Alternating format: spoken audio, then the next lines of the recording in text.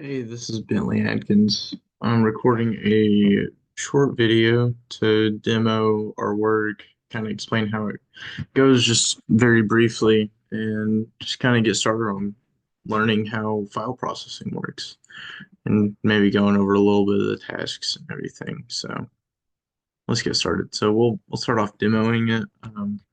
We have an HTML file called start.html.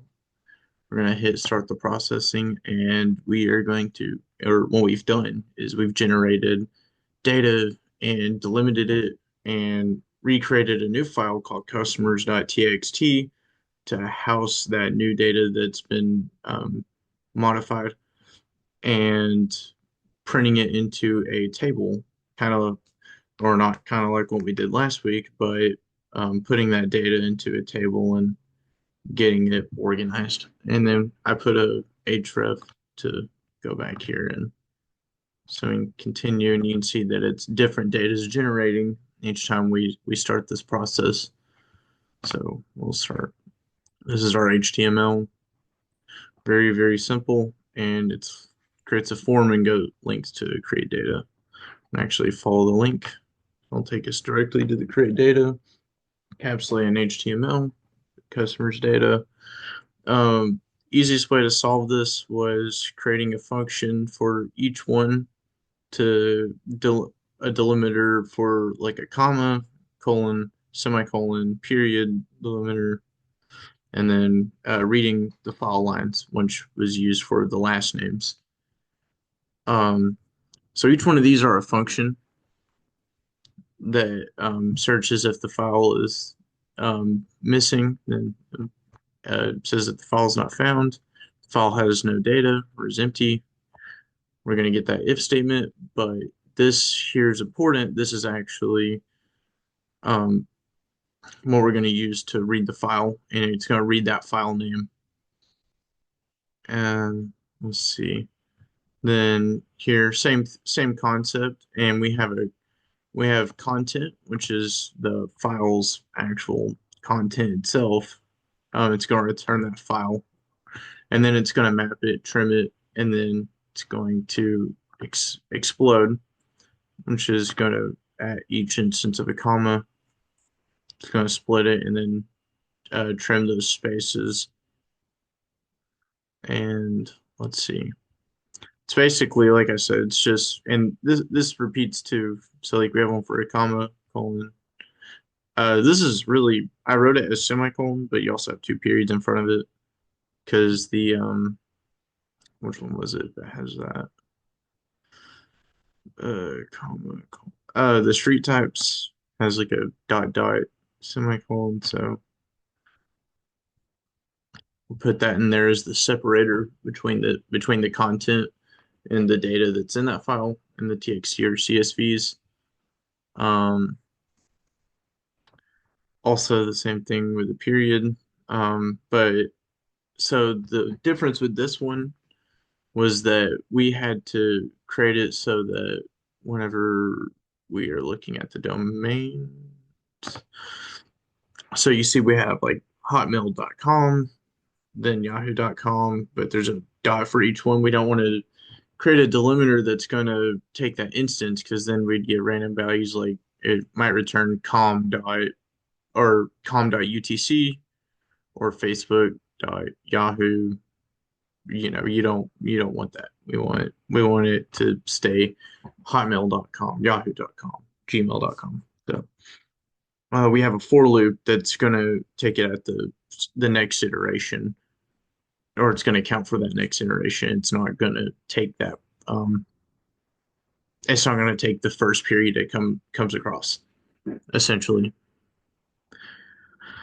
um, this reads all the files and also applies the function to each one. So it creates it or reads it and messes with the delimiter. This is for processing the data. Uh, uh, let's see. What else? Shuffles.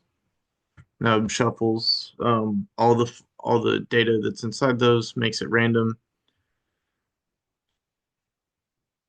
Uh,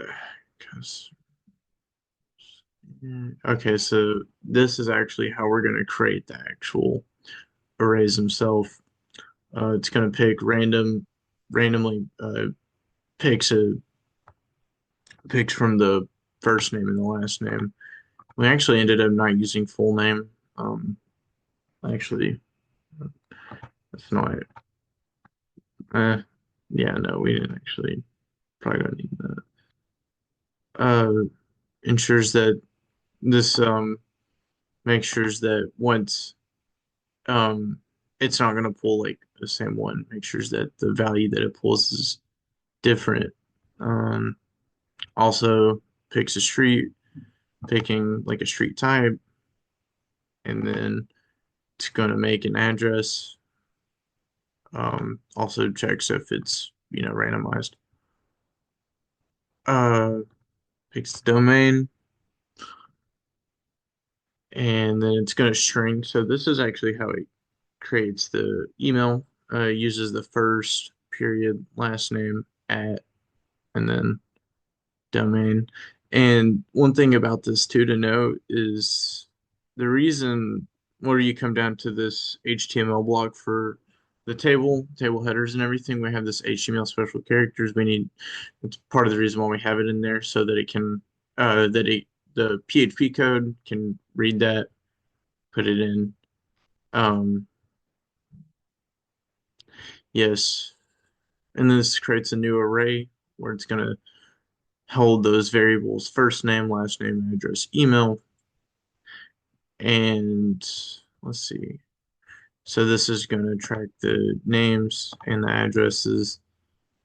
And then the file is going to open customers.txt and write. So we're making a new file called customers.txt. And for each one of the customers, which will be these four different variables, we're going to um, write um, a new set of data. So first name, last name, address, email, and then a new line. Then it's going to close that file. Then it's created. So you can see here, first name, last name, address, and then the email was written. And if we knew that, then we know that it's good. It's going to keep writing a new file, and it'll overwrite it too whenever we run it for whatever's processed. Table headers. This is some formatting here that I found that made it look a little bit easier to read. Like the table header, gave it a different background color to make it to make the header look a little different. Uh, let's see, gave it a border and collapse the table itself. Um, headers header style, the different headers for the table. This is for the whole sheet. Or not the whole sheet, the whole file, the whole what we're seeing here. And let's see, let's go back. Said HTML special characters helps the HTML understand different kind of characters like less than uh, like like an at symbol, anything that's going to be different. And this iterates through each one. So it's going to go through these, and it's going to go back, and it's going to do that. Um, it's going to run through that 10 times and create 10 different records. And then this is our reference to take us back. So that's about it. All right. Thank you.